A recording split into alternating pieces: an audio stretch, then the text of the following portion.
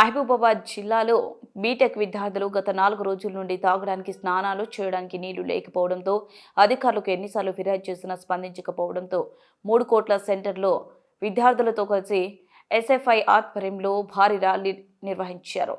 Traffic అంతరాయం కలగడంతో AE పిలిపించి మాట్లాడి సమస్య పరిష్కరిస్తామని హామీ ఇవ్వడంతో విరమించిన విద్యార్థి సంఘం నాయకులు మంత్రి లేక విద్యా ఎమ్మెల్యే క్యాంప్ ఆఫీస్కు కూతవేటు దూరంలో ఉన్న కాలేజీను పట్టించుకోకపోవడం హేయమైన చర్య.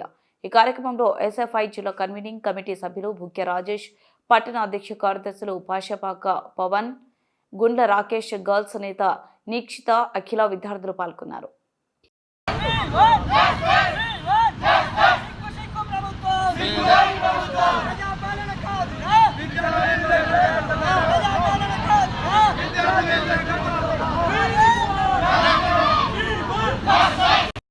తెలంగాణ రాష్ట్రంలో విద్యా వ్యవస్థ రోజు రోజుకు దాడి తప్పినటువంటి పరిస్థితి చూస్తూ ఉన్నాం. ఈరోజు మహబూబాబాద్ జిల్లాలో ఈరోజు నిన్ననే కేసముద్రంలో ఘటన మరొక ముందే ఈరోజు జేఎన్టీ కాలేజ్ కూతవేటు కలెక్టర్ కూతవేటుకు ఉన్నటువంటి జేఎన్టీ కాలేజ్లో ఈరోజు అమ్మాయిలు చదువుకున్నామంటే కనీసం వాళ్ళకి 3 రోజుల నుండి మంచినీళ్ళు, వాటర్ వాష్, వాళ్ళు కనీసం ఉతుక్కోవడానికి బట్టలు కూడా ఉతుక్కోవాలంటే వాటర్ లేనటువంటి పరిస్థితి.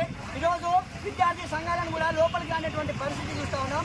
ఇవాళ అధికారులు కూడా తనిఖీలు చేయాల్సిన అవసరం ఉంది. ఈరోజు అధికారులు తనిఖీ చేయకుండా మమ్మల్ని లోపలికి రానియకుండా ఈరోజు అధికారులు చేయాల్సిన పని ఈరోజు ఎస్ఎఫ్ఐ కానీ ఇతర విద్యార్థి సంఘాలు మొత్తం చేస్తూ ఉంటే మరి అధికారులు ఏం చేస్తూ ఉన్నారని చెప్పేసి ఈరోజు మేము ప్రశ్నిస్తూ ఉన్నాం. ఈరోజు సంవత్సరం నుండి జేఎన్టీ కాలేజ్ అనేక సమస్యలు ఉన్నాయి. ఈరోజు టెక్నికల్ స్టూడెంట్స్ మొత్తం కూడా ఈరోజు రోడ్డు మీద వచ్చినటువంటి పరిస్థితి చూస్తా ఉన్నాం. ఈరోజు ప్రజాపాలన సంవత్సరం అవుతా ఉంది. కనీసం ఇప్పటి వరకు విద్యాశాఖ మంత్రి లేడు. ఈరోజు మందు బాబులకు శాఖ మంత్రి ఉంటారు కానీ విద్యార్థులకు, ఈ దేశాన్ని మార్చేటువంటి విద్యార్థులకు ఈరోజు విద్యాశాఖ మంత్రి లేకపోవడం వల్లనే ఈరోజు విద్యార్థులకు తీవ్రమైనటువంటి సమస్యలు ఉన్నాయి. కాబట్టి జేఎన్టీలో ఉన్నటువంటి సమస్యను తక్షణమే పరిష్కరించకపోతే ఈరోజు రాష్ట్రాలకు వేసిన ఎమ్మెల్యే ఆఫీసును కూడా ముట్టడి చేస్తారు.